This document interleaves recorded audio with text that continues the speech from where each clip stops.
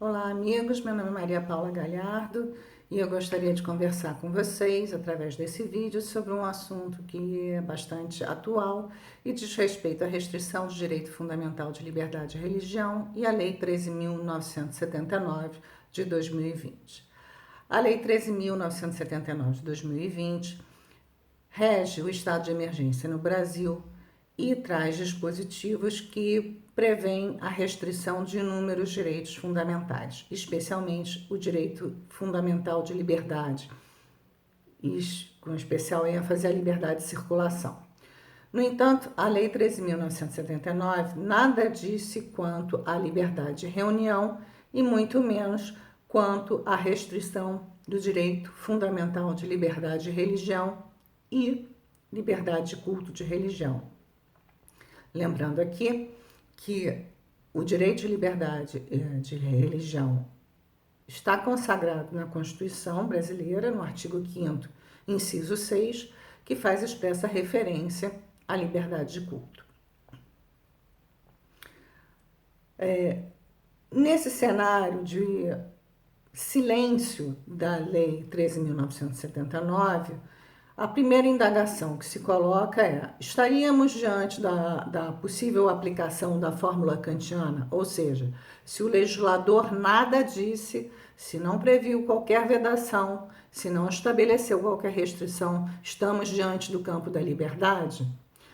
Bom, num cenário de pandemia, do qual é justamente a reunião de pessoas que propiciam o maior risco, penso que não podemos nos conformar com a fórmula kantiana. Então, qual seria a solução para esse nosso caso concreto brasileiro?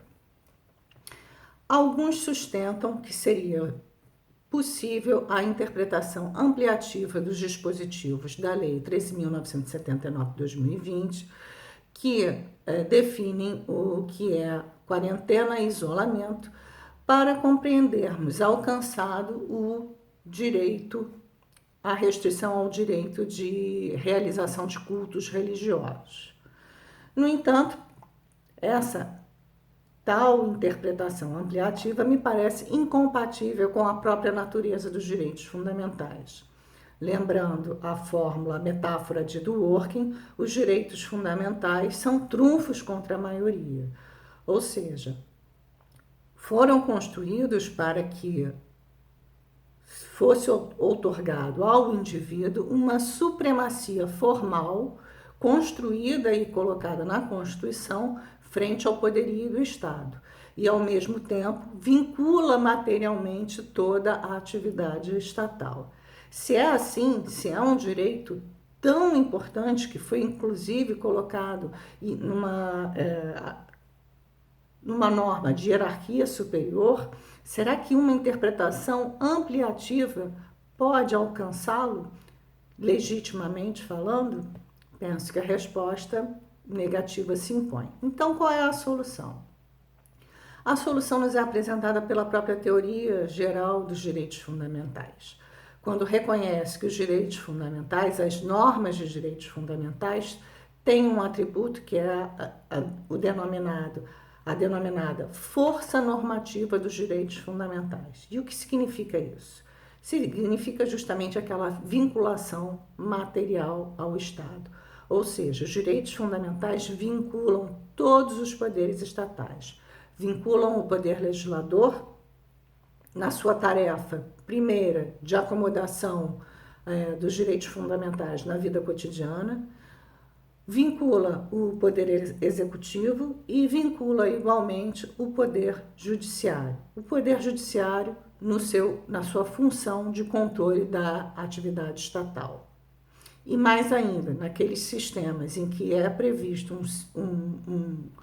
um sistema de controle de constitucionalidade das leis, com mais razão, a vinculação do poder judiciário aos direitos fundamentais.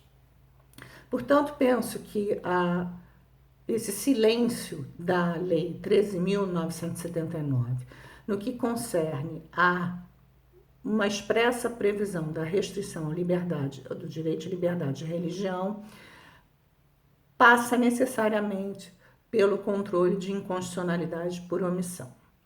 E como vamos aferir esse controle, essa possível inconstitucionalidade por omissão? Há várias teorias que se debruçam sobre a delicada questão da restrição aos direitos fundamentais. A teoria mais difundida no Brasil e mais aplicada pela jurisprudência é a teoria desenvolvida por Robert Alexis, que é denominada Teoria dos Direitos Fundamentais como Princípios. Não obstante a relevância e a importância da teoria desenvolvida por Alexis, ela guarda um senão para aplicação nas hipóteses de omissão. Por quê? Porque a principal ferramenta da teoria de Alexis é o princípio da proporcionalidade, que, no entanto, na hipótese de omissão, se mostra mesmo impossível de ser aplicado, pois como vamos medir a proporcionalidade do nada? Diante dessa circunstância, penso que a teoria que melhor responde ao controle da inconstitucionalidade por omissão é a teoria desenvolvida por Canaris, a teoria da proibição do déficit. Canaris depreende do princípio do Estado de Direito, mas do Estado social de direito, preocupado com o bem-estar do indivíduo, outros deveres assumidos pelo Estado, que não apenas o dever de respeito, o dever de abstenção. O Estado social de direito assume e chama para si o dever de proteger o indivíduo de qualquer interferência externa aos seus direitos fundamentais e ainda de promover um mínimo de igualdade aos indivíduos, de forma que todos possam usufruir dos seus direitos de liberdade. Para o exercício desse controle, ou seja, para verificar se houve violação à proibição do déficit ou não, Canaris aponta a existência de 2 parâmetros e chama atenção para o seguinte fato: o princípio da proibição do déficit e os seus elementos não se confundem com o reverso do princípio da proporcionalidade, porque aqui esbarraríamos na mesma dificuldade apontada, sinalizada relativamente à teoria de Alexis. Os princípios da teoria da proibição do déficit são diversos, são outros, e são 2. É o princípio são os elementos, tem como elementos o princípio do mínimo existencial e o princípio da razoabilidade.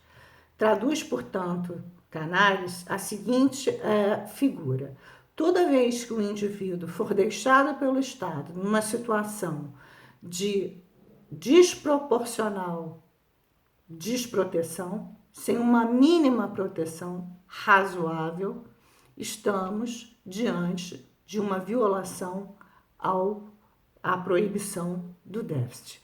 Estamos diante de uma falta estatal. É esse raciocínio, portanto, que pretendo aplicar para um controle de inconstitucionalidade por omissão da Lei 13.979 de 2020. Ou seja, temos que responder a isso. Existe um mínimo de proteção e um mínimo de proteção razoável aos seguidores das religiões? A resposta é não. Não há esse mínimo de proteção e de tal forma que podemos identificar uma inconstitucionalidade por omissão da Lei 13.979 de 2020, cabendo ao juiz constitucional o controle difuso e aplicar proporcionalmente esse mínimo de proteção aos indivíduos. Então, espero que tenham gostado e aguardo vocês no próximo vídeo. Obrigada!